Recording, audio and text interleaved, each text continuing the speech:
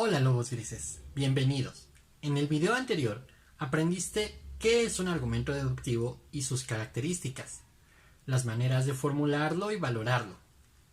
En este video identificarás las características de un argumento de tipo inductivo, las herramientas que tenemos para construirlo y los métodos de valoración que tenemos para evaluarlos, así como los potenciales errores que se cometen al formularlo. Con todo esto, podrás analizar argumentos inductivos en diferentes contextos y su uso para diferentes áreas del conocimiento. Además, podrás sustentar una postura propia justificada respecto a diversos problemas.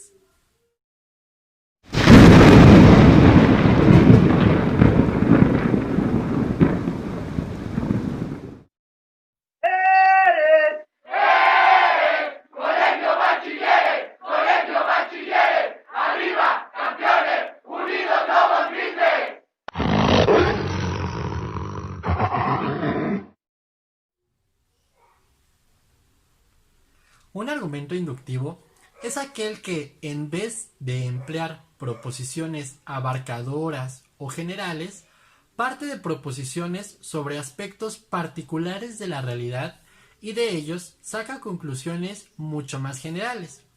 Pongamos un ejemplo. Vi el laberinto del fauno, donde participó Guillermo del Toro, y me asombré por el excelente maquillaje.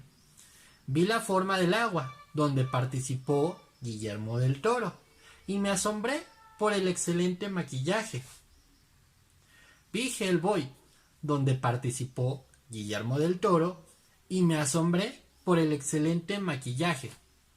Entonces, seguramente, si veo una película donde participe Guillermo del Toro, me asombraré por el excelente maquillaje.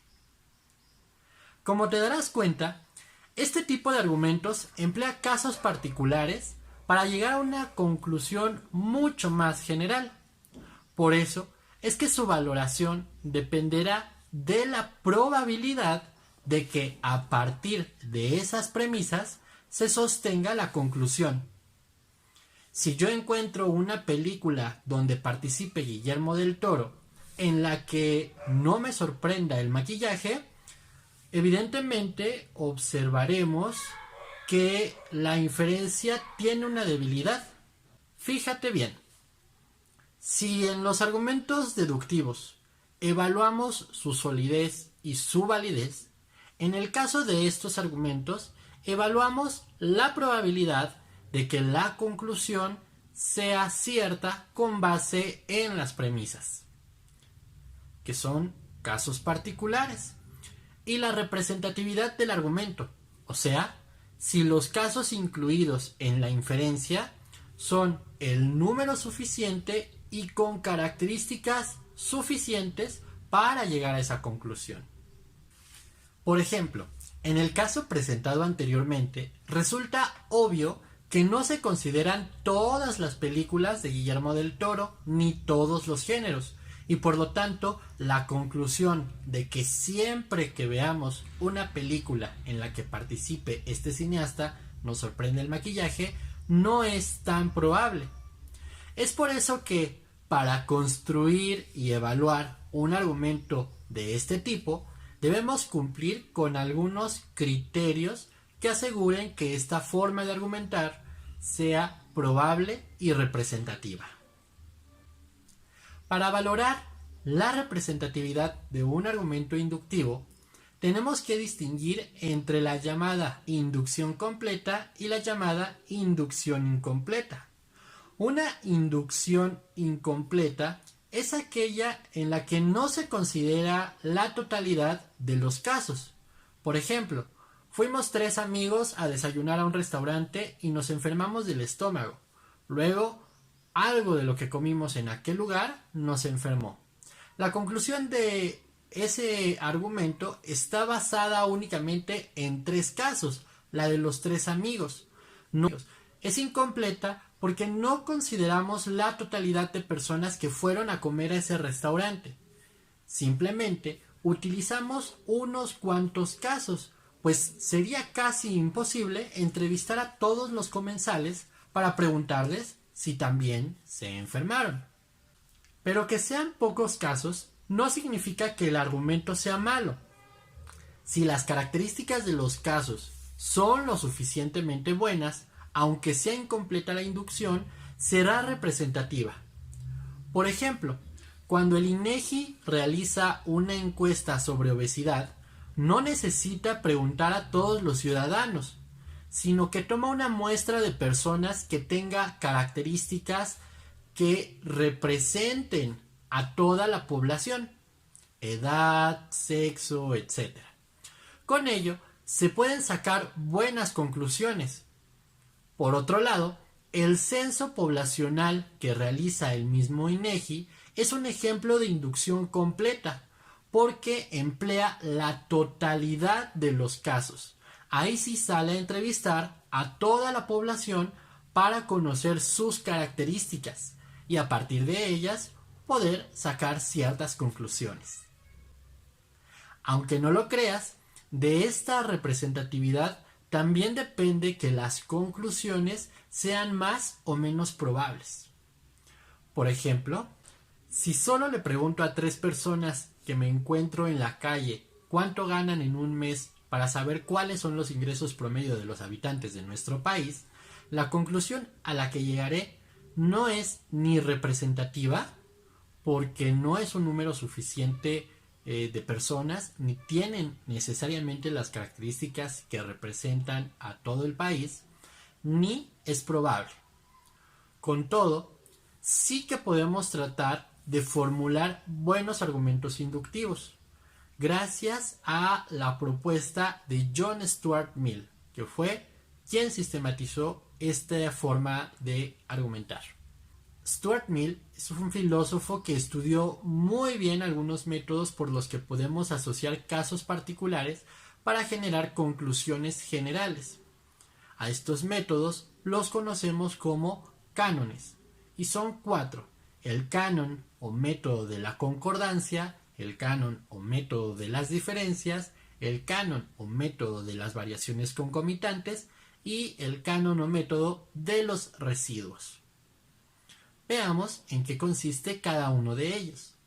El canon de la concordancia, como su nombre lo indica, sostiene que podemos concluir que una circunstancia A, B, C, etc.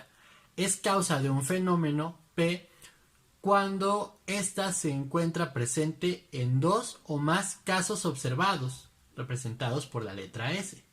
Entre más veces sea observada tal circunstancia común, es más probable que esté relacionada con el efecto. Por ejemplo, la minería A es una actividad económica altamente destructiva para los ecosistemas. P. Podemos decir esto porque en Coahuila, S1, cuando llegó la industria minera, A ocasionó grandes pérdidas ecológicas. P. Cuando en Sonora, S2, la minería A intentó explotar sus recursos, se observaron grandes pérdidas ecológicas. P. Lo mismo ocurrió en Tabasco, S3, Chiapas, S4, San Luis Potosí, S5. Todos estos estados con climas B, C, D, E, F y poblaciones totalmente distintas, G, H, I, J, K. El argumento anterior nos plantea 5 casos: Coahuila, Sonora, Tabasco, Chiapas y San Luis Potosí. En todos ellos, el efecto observado fue la destrucción de los ecosistemas, P, y entre todos los factores como la población, el clima y la presencia de la actividad minera, esta última fue concordante en todas ellas. Por lo tanto, podemos atribuir con alta probabilidad que la minería es la que generó ese daño ecológico. El canon de la diferencia señala que cuando en una serie de casos S con circunstancias semejantes A, B, C existe una, por ejemplo, D, en la que se presenta un fenómeno de interés, Q, podemos observar los factores que tienen en común y aquellos en los que se diferencian. Estos últimos, representados por la letra D, son a los que se les puede atribuir ser causa explicativa de ese fenómeno Q. Por ejemplo, en una familia de 4 integrantes, S, que son los casos, uno de ellos es diagnosticado con cisticercosis, Q. Haciendo la investigación correspondiente, el médico realiza las siguientes preguntas a todos. ¿Qué comieron el lunes? Todos responden lo mismo, que es la letra A. Les pregunta por el martes, todos comieron lo mismo. Pero el miércoles, uno de ellos, el paciente, afirma que no comió en casa, comió en un mercado.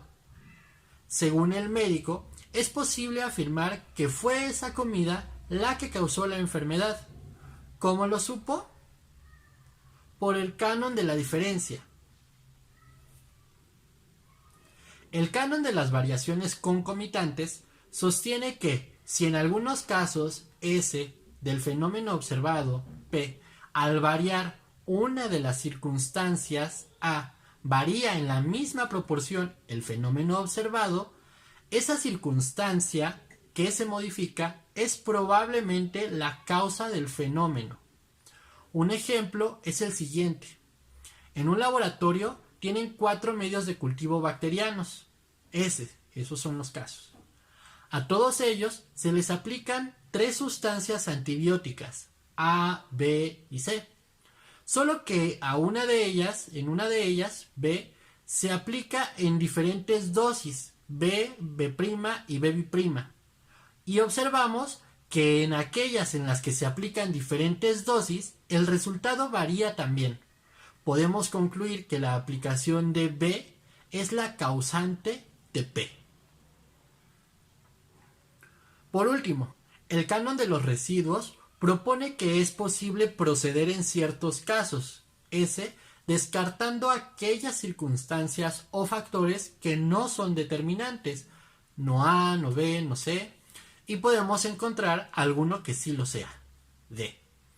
Por ejemplo, el jurado de un juicio observa las pruebas de un asesinato en el que hay 4 sospechosos, A, B, C y D. En el proceso identifican que el sospechoso A no pudo ser, B tampoco, ni C.